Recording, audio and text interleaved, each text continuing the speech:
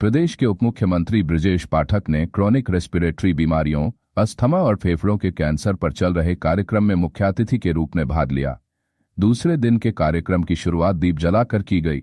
आयोजकों ने प्रेस वार्ता में बताया कि देश के प्रमुख डॉक्टरों ने लंग कैंसर और टीबी जैसी बीमारियों पर महत्वपूर्ण जानकारी साझा की। डॉक्टरों ने इन बीमारियों से बचाव और लक्षणों पर चर्चा की। डॉक्टरों ने बताया कि देश और प्रदेश में इन बीमारियों से कैसे बचा जा सकता है।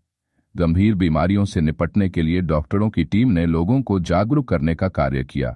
डॉक्टरों ने बताया कि ये बीमारियां किस वजह से होती हैं और इससे बचने के उपाय क्या हैं। शहरी और ग्रामीण क्षेत्रों के लोगों को जागरूक करने के लिए देश के कई बड़े डॉक्टरों ने अपनी राय रखी। डॉक्टरों ने अपील की कि ग्रामीण और शहरी लोग प्रदूषण को कम करने में सहयोग करें।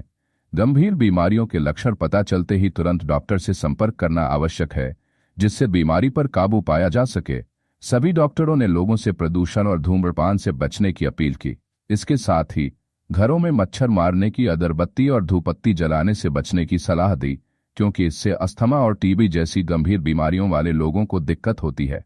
इस कार्यक्रम ने लोगों को जागरूक करने का महत्वपूर्ण कार्य किया, जिससे वे अपनी सेहत का ध्यान रख सकें और गंभीर बीमारियों से बच सकें। किसी को पसीना निकल रहा है आजकल, बहुत कम लोगों को निकलता होगा। एसी के कारण नहीं, मेहनत की वजह से पसीना निकल रहा है क्या किसी को? काजल के साहब है, जीएम साहब है, कोई नहीं है? कागज पड़े बुलाओ उनको। पसीना निकला कब से पूछो? नहीं निकला। जैसे पसीना निकला नहीं, अब हम इतना सुविधा भोगी हो गए हैं कि गाड़ी अगर पार्किंग से 100 मीटर दूर है तो हम बिल्डर्स कहते हैं गाड़ी लिफ्ट के सामने वाली पार्किंग रिलैक्स करो। यही हो रहा है ना। हम पार्किंग बंद हो गई। पहले तो हम लोग मैदान जाते थे गांव में, तो 2-3-4 किलोमीटर खेत में तक हो जाता था, वो भी बंद हो गया। पहले माना जाता था कि टॉयलेट है वो घर के एकदम कोने में होगा, बेडरूम में तो हो ही नहीं सकता। अब बेडरूम में टॉयलेट नहीं तो उस घर को हम आधुनिक नहीं मानते। तो हमें कुछ ना कुछ एक्सरसाइज जरूर करनी है, कम से कम 50 मिनट हमें पसीना बहाना है। ये तरीका क्या होगा याद रखना। कोई एक्सरसाइज कर सकता है, कोई योगा कर सकता है, कोई घर का काम भी कर सकता है। घर के काम ढेर सारे, कुछ भी करिए, कोई काम नहीं है तो घर के सारी अलमारी बाहर निकालिए, कपड़े फिर लगाइए। तो जितनी बार उठेंगे बैठेंगे तो एक्सरसाइज होगी, आपको महसूस होगा कि आप काम हुआ है। कमर कर दो। अगर आप 50 बार केवल कपड़े रखिए, आप महसूस किए कभी आप जब तो आप स्टूल या कुर्सी को खिसकाते हैं, अलमारी के पास खिसकाते हैं ना, तो आपको कुछ एक्सरसाइज करना है। और भोजन पहले ध्यान देना है। हम जितने लोग हैं सामान्य जो चिकित्सा जगत में बहुत अलर्ट नहीं है, वो जरूरत हमें लगता है कि शरीर को, मानव शरीर को 2100-2200 कैलोरी होगी। कितनी होगी डॉक्टर आप लोग बताएं? कितना होगा? 2200 कैलोरी। और हम लोग लेते कितना है? हमारी जो मोटरसाइकिल है, कार है, उसमें टंकी तो 50 लीटर की लगी है या 80 लीटर की लगी। 80 लीटर से बड़ी टंकी लग सकता है। अब उसमें हम 160 लीटर पेट्रोल भर दिए हैं, या तो ओवरफ्लो मारेगा या टंकी फूटेगी।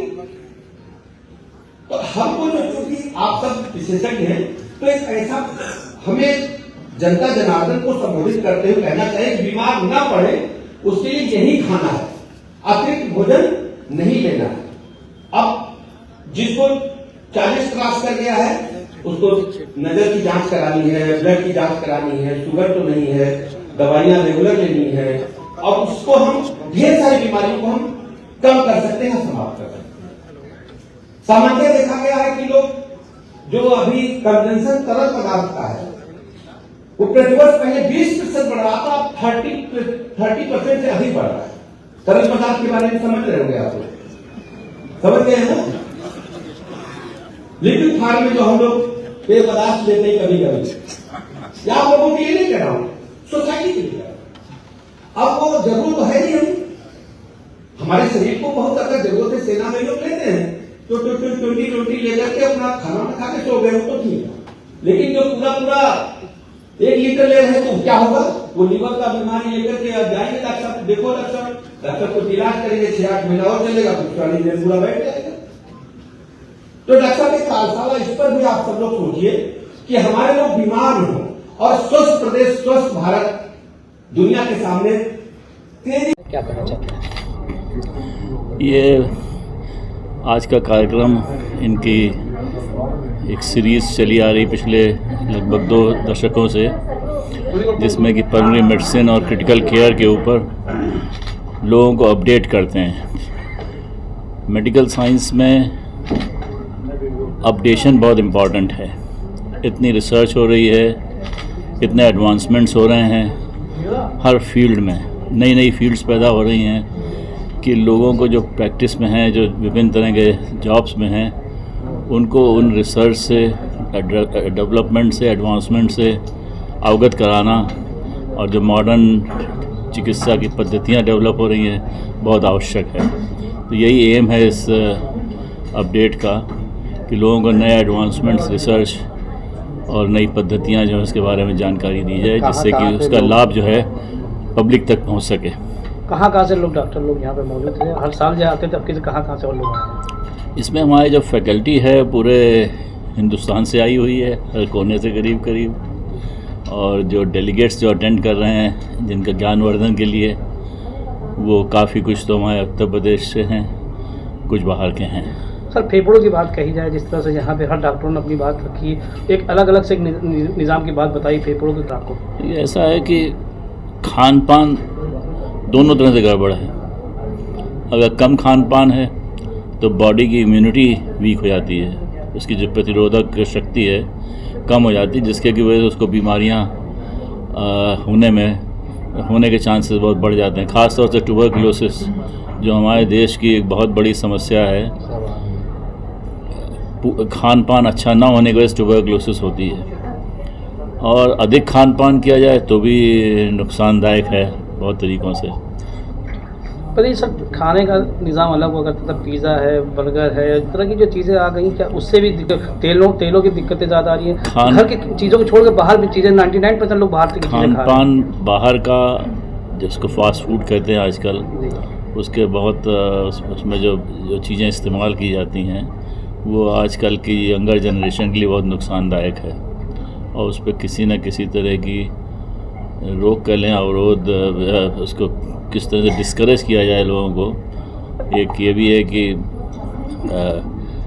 घरों में एक चलन ये भी हो गया है कि प्रतिदिन खाना बना पाना संभव नहीं है, तो 1-2 दिन, हफ्ते में 2-3 दिन बाहर खाना कर लेना। और आजकल जो ये सप्लाई चेन चालू हो गई है कि आप टेलीफोन करिए और घर के ऊपर चीज़ आ जाती है, तो वो भी बहुत ज़्यादा मदद कर रही है। तो इनमें कुछ केमिकल्स वगैरह भी यूज़ किए जाते हैं, वो भी नुकसान करते हैं, प्लस एक बैलेंस्ड डाइट नहीं होती उसमें। सर, आवाम से क्या कहना चाहेंगे, किस तरह का जो है अपने आप को अपनी देखभाल करें और किस तरह जो है अपने स्वास्थ्य को मेंटेन है? नियमित जीवन, अच्छा आहार, फिजिकल एक्टिविटी जिसमें कि एक्सरसाइज वगैरह और योगा वगैरह शामिल है, समय से सोना, पूरा समय नींद लेना, और अल्कोहल और सिगरेट वगैरह से अपने को बचाना। Thank you sir. Thank you much. लगातार बढ़ रहा है, अवेयरनेस के लिए क्या करना चाहिए? उसके सिम्टम्स क्या शुरुआती में महसूस होते हैं, कैसे पता चलता है? मेरा नाम डॉक्टर दिशा है, मैं पुणे से हूँ, फ्रॉम प्योर फाउंडेशन। जैसे कि हमारे एक्सपर्ट्स ने ऑलरेडी बताया है कि अवेयरनेस जो है वो सबसे पहली चीज़ है, और हमारे देश में अभी जो तकनीक है लंग डिजीज़ेस को जानने के लिए वो बहुत ही ज़्यादा इम्प्रूव हो गया है। बहुत सारे रिसर्च स्टडीज़ ऑनगोइंग हैं जिससे हम पता कर सकते हैं बहुत सारी बीमारियों के बारे में, not only lung cancer but also other lung related diseases. जैसे सर ने बताया COPD जो है, जो air pollution, indoor and outdoor air pollution की वजह से बहुत ही ज़्यादा बढ़ चुका है। उसके अलावा बहुत सारे दूसरे कारणें भी है, रीजंस भी है जिसके वजह से लंग डिजीज़ेस बढ़ रहा है। सो सबसे पहले अवेयरनेस बहुत ही ज़्यादा इम्पॉर्टेंट है, self awareness and also awareness by the health care providers. So yeah that's all about.